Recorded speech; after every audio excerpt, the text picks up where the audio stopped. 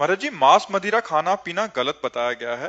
पर महाराज जी, बहुत सारे लोग सब खाते पीते हैं, पर उनके पास धन दौलत है खूब, ऐसा क्यों महाराज जी? तो क्या धन दौलत होना कोई सौभाग्य का बात है क्या?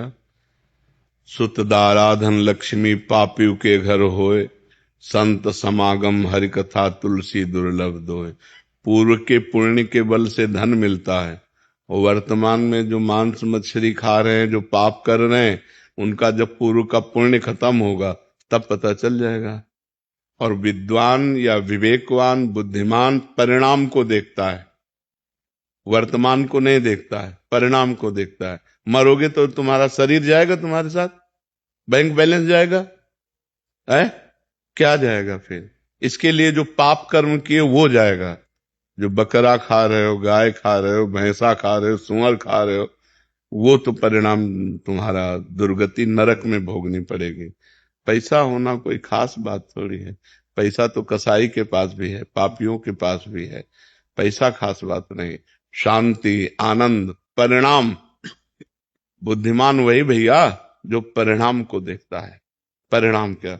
अच्छा, तुम्हारे शरीर को एक चिमटी से अभी हम नोचे ऐसे, आपको कष्ट होगा ना? तो फिर क्या पशु पक्षियों को कष्ट नहीं होता? उनको जो भूंज के खाते हो, उनका जो मांस खाते हो, आप मान लो कह दो कि हम नहीं काटते हैं, लेकिन आप उसके हिस्सेदार तो हुए। अगर आप मांस खाना बंद कर दो तो काटना बंद कर देगा। आप खरीदते हैं तो आप हिस्सेदार हैं उसके। तीन को बराबर फल मिलता है: कर्ता, अनुमोदक और प्रेरक। प्रेरणा देने वाला और करने वाला, और उसकी सहायता करने वाला अनुमोदन। तो खाना अनुमोदन हुआ, आपको वही दंड मिलेगा। तो इसलिए धन होना कोई अच्छी बात थोड़ी है कि धन है तो अच्छी बात है। नहीं, धर्म है तो अच्छी बात है। धर्म से चल रहा है, आज धन नहीं लेकिन कल ये सुखी होगा। जैसे धर्मराज युधिष्ठिर धर्म से चल रहे थे तो 12 वर्ष का वनवास, 1 वर्ष का अज्ञातवास, और दुर्योधन अधर्म से चल रहा था, खूब वैभव सब, लेकिन 100 के 100 मारे गए। और 5 के पाल बाका भी नहीं हुआ, 5 के 5 बचे रहे। पांडव 5 के 5 बचे रहे।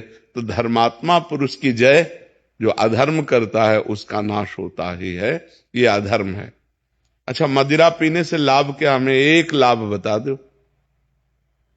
शराब पिए अधिकतर लड़खड़ाते देखे गए, शराब पीकर अधिकतर नाली और वैसे। अच्छा, उसमें दिमाग में अगर क्रोध आ गया तो आप हिंसा भी कर दोगे।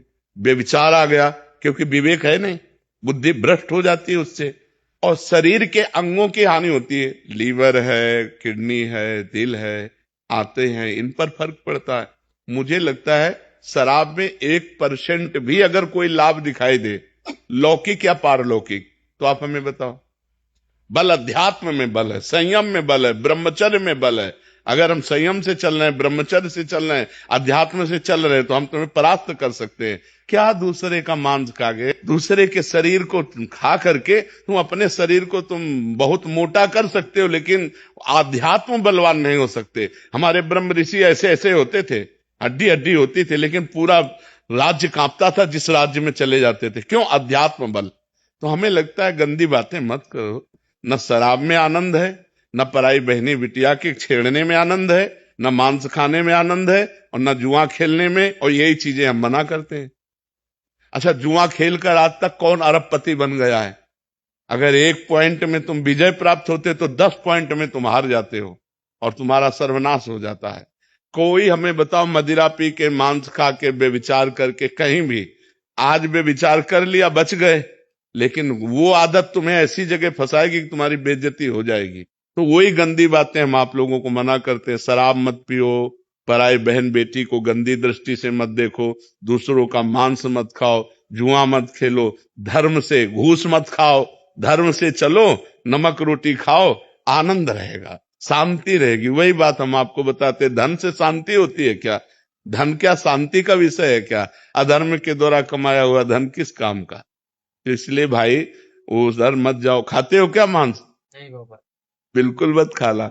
और जो हमारे पास आओ, हम प्रार्थना करते हैं कि छोड़ दो, शराब पीना छोड़ दो, मांस खाना छोड़, किसी जीव को दुख मत दो यार।